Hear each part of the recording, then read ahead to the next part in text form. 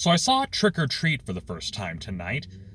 Now, not really going to include a seizure warning here since this was just a limited screening event. Tonight was the last night, so chances are those who are interested in seeing it will likely be seeing it on a small screen.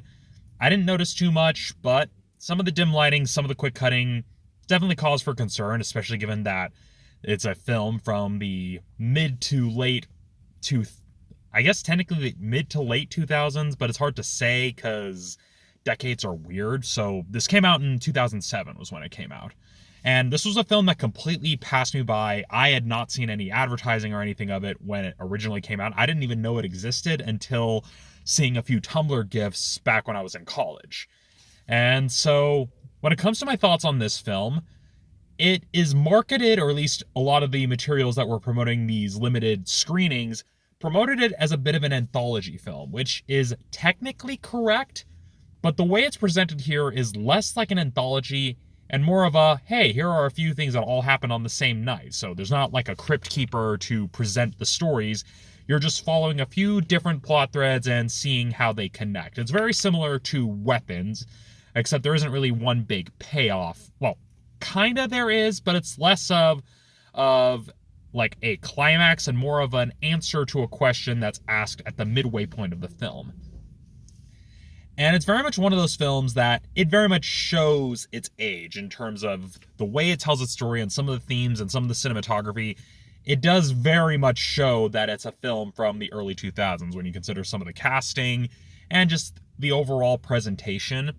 It's not inherently bad per se, at least I found a good deal of enjoyment out of it, but I can definitely see some elements that haven't particularly aged well, especially when you consider the way trick-or-treating has evolved, or in some cases all but died out in certain parts of the US. And so, as a Halloween film, I had a good time. Would I have paid $15 to see it? Probably not, but it's still a relatively enjoyable time, and when you look at some of the smaller stories that are being told, they tell them fairly well. It just struggles a little bit in its execution as an anthology film. I kind of would have preferred if they structured it as a more structured anthology rather than trying to weave a bunch of different plot threads and time skips and time jumps here and there. But again, not the worst I've seen. It's still relatively enjoyable, and even some of the effects are still pretty well done and hold up really well. The large part of it being the fact that it's practical effects, because this was around the time when we hadn't quite fully embraced CGI, and so you still had some elements that had relied on practical effects.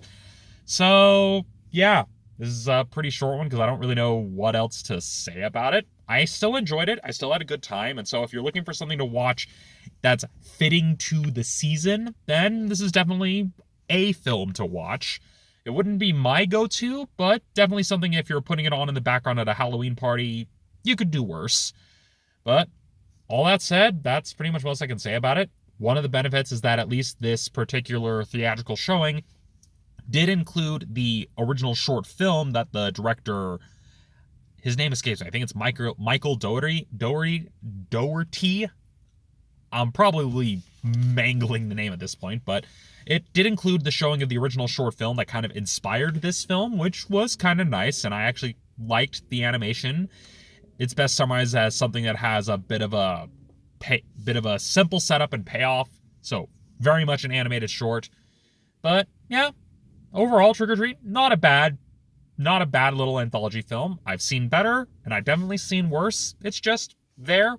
Does a pretty good job for what it's trying to do. But at least it helped rekindle some creative ideas in my brain, and hopefully it'll help me overcome some of the writer's block I've been dealing with lately.